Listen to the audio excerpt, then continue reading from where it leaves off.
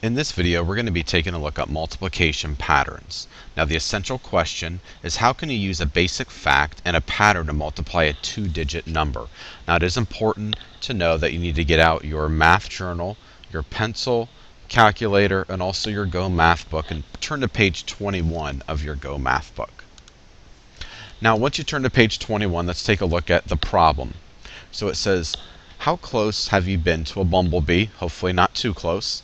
So it says the actual length of a queen bumblebee is about 20 millimeters. The photograph shows part of a bee under a microscope at 10 times its actual size. What would the length of the bee appear to be at a magnification of 300 times its actual size? So as a multiplication problem, we can see we need to multiply 300 times 20. Okay? And we are getting 300 times 20 because it's 300 times its actual size and it's 20 millimeters. Okay, so we need to figure out what would it be in millimeters at 300 times its actual size. So we take 300 times 20 and we can break this down a couple different ways. Okay, first of all, we need to figure out the basic fact. 300 times 20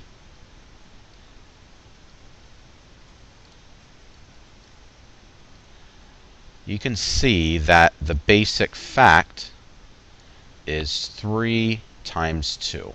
Okay, now 3 times 2, basic fact, should know it right away, is going to equal 6.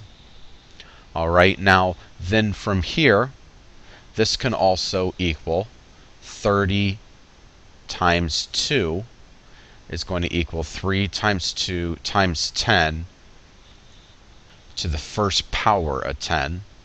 Okay, then also we can see that 300 times 2 is also going to equal 3 times 2 times to the second power of 10. Okay, now what that will give us, that's going to give us 600. So we're kind of breaking it down, making it bigger, making it bigger. Okay, so we have 30 times 20. Okay, is going to equal 3 times 2 times 100 times 10. Okay, and that's going to equal 6 times the third power of 10. Okay, and that's going to give us 6,000.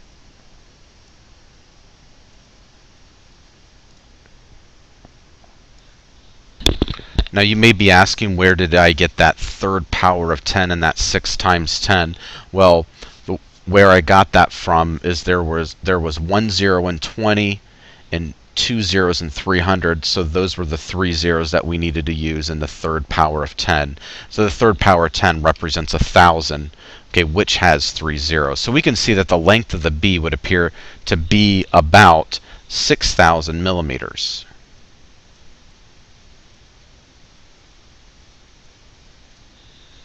Okay, now what would the length of the bee shown in the photograph appear to be if the microscope shows us at 10 times its actual size?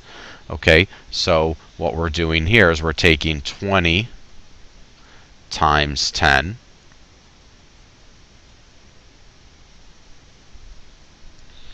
Okay, and the 20 times 10 is going to actually equal 200 millimeters. Let's write this down right in your math book. We can write MM for our abbreviation. Now, let's take a look at patterns that we see in the number sentence and exponents. So you can see one exponent here, 1 0, 2 exponents, 2 zeros tacked on the end of our basic fact, 3 exponents. And then we can see here that we have 3 zeros tacked on the end of our basic fact, or 3 times 2, 3 exponents, and 3 zeros tacked on the end. So we could say that the exponent and the number of zeros in the product increases as the number of zeros in the factors increase as well. So we're going to take a look at this problem here. If we have 50 times 8,000, okay, so we may not know that right off the top of our head, and even to show you kind of what it looks like, we can see how to do this problem. So we know that the basic fact here is 50 times 8, and that's going to give us 40. Okay, now what we see here is, if we're thinking about it with using exponents, 50 times 80 equals 5 times 8, which is 40. And then taking that 40 and multiplying it by the first exponent of 10, giving us 400. Okay, now if we're taking 5 times 800, that's equaling 5 times 8 times the second power of 10. Okay, so we do 5 times 8, and that's going to give us 40. That's the basic fact. And then we're going to have the 2 for the exponent, so we're tacking on 2 zeros for 4,000. Okay, now if we're taking a look at this, 5 times 8 giving us 40 times 10 times 100. Okay, that's also going to equal 40 times 10 to the third power of 10. Okay, going to give us 40,000.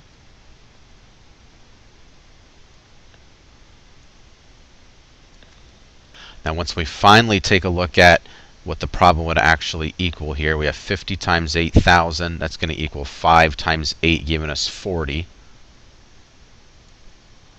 times 10 times 1,000, okay, or equaling 40 times the fourth power of 10.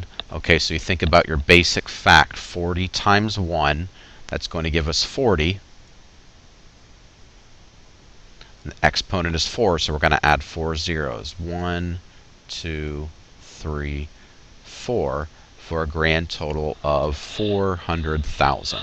Okay, so if we're going to use mental math and a pattern to find the product of 30 times 4,000, okay, we're not going to have time to go through starting all the way from the first power of 10, but you can see that the basic fact here is 3 times 4. Okay, so we're just going to jump down here. 3 times 4.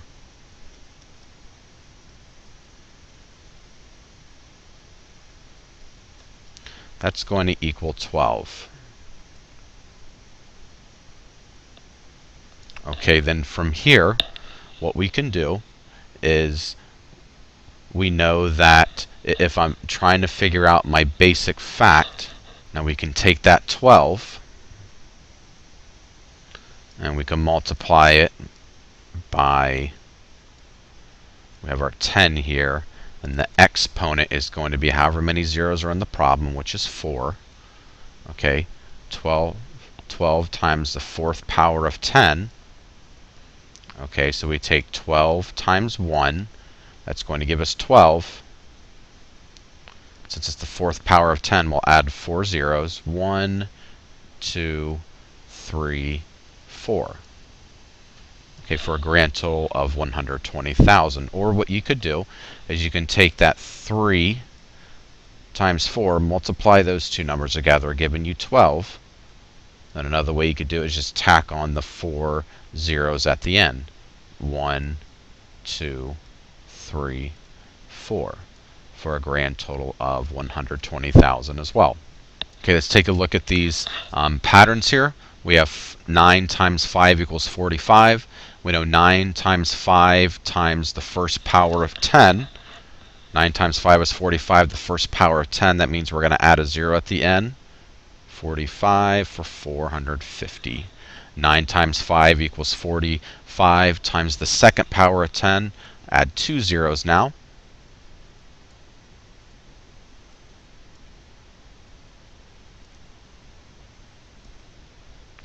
For 4,500.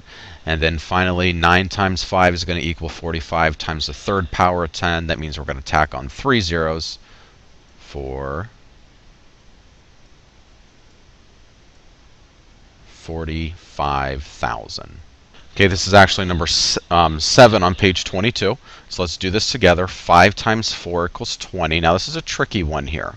Okay, so that means 5 times 4 times 10, which actually the first power of 10. Now there's 2 zeros here, but the reason for that is 20 is the basic fact, and you tack on just 1 0. So next one, 5 times 4 times the second power of 10. Why do we know it's the second power of 10? Because after our basic fact, we have 2 zeros tacked on the end. Then finally 5 times 4 times the third power of 10.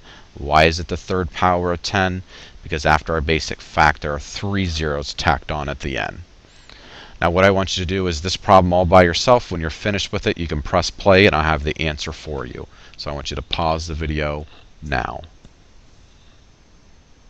Okay, here's the answer. First of all, we have 800, 8,000, 80,000. Notice the pattern.